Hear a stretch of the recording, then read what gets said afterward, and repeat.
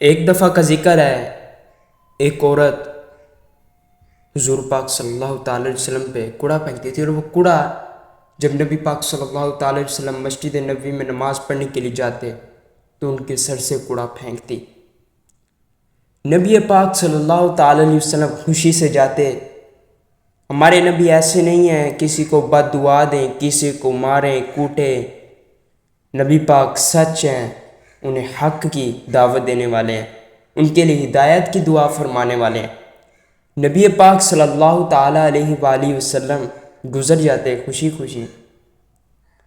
یہ واقعہ آپ صلی اللہ علیہ وسلم پر ختم نبوت شروع ہونے والا تھا تب کا واقعہ ہے، اور یہ چلتا رہا کافی دیر۔ وہ عورت آپ پر کوڑا پھینکتی رہی۔ آپ نماز پڑھنے کے لیے اسی گلی سے جاتے تھے، لوگ بھی دیکھ کر حیران ہو جاتے تھے۔ نبی پاک نے بد دعا نہیں دی، نبی پاک نے بد دعا نہیں دی، بلکہ نبی پاک صلی اللہ علیہ وسلم وہاں سے گزرتے، وہ عورت ہر نماز کے ٹائم کوڑا پھینکتی۔ تو نبی پاک صلی اللہ علیہ وسلم خوشی خوشی گزر جاتے، نماز پڑھتے، واپس بھی آتے۔ وہ عورت دیکھتی تھی، پتہ نہیں یہ کیسا آدمی ہے، نہ مجھے بولتا ہے نہ مجھے ڈانٹتا ہے، اور وہ بھی باز نہیں کوڑا پھینکنے سے۔ اب حالانکہ کچھ دن ایسے ہوئے، کچھ دن یہ کام کرنے کے بعد عورت جو ہے وہ کوڑا نہ پھینکے۔ نبی پاک صلی اللہ علیہ وسلم وہاں سے دیکھتے رہے، ایک دن گزر گیا نہیں پھینکا، 2 دن گزر گئے نہیں پھینکا، 3 دن گزر گئے نہیں پھینکا۔ تیسرے دن جا کے ہم سے پوچھا کہ وہ عورت جو ہے آپ لوگ بھی دیکھتے تھے میرے اوپر کوڑا پھینکتی تھی، وہ کہاں گئی، وہ کہاں گئی ہے؟ تو فرمانے لگے پتہ نہیں ہے، شاید طبیعت خراب ہو، گھر سے باہر بھی نہیں نکلی۔ ان کے ہمسائے اور نبی پاک صلی اللہ تعالی علیہ وسلم نے دروازہ گھر کا کھٹایا۔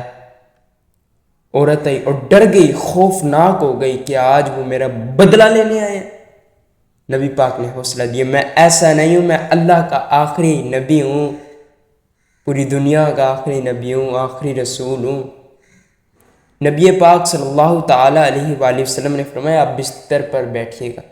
ان کے گھر میں گندگی پھیلنا شروع ہو گئی، 3 دن سے صفائی نہیں ہوئی۔ نبی پاک صلی اللہ تعالی علیہ وسلم نے ان کے لیے بخشش کی دعا کی، مغفرت کی دعا کی، یا اللہ اسے معاف فرما۔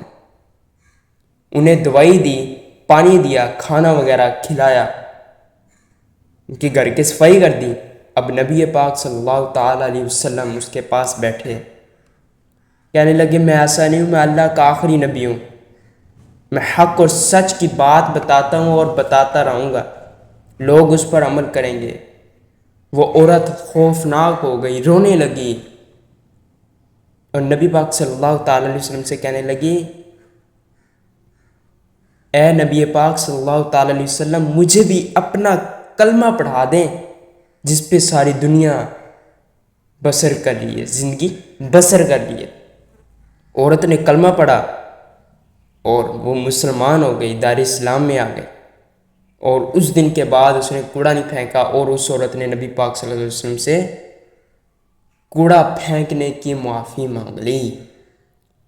لیکن آج کل کے دور میں لوگ کوڑا پھینکتے ہیں، تنگ کرتے ہیں، گالی گلوچ نکالتے ہیں۔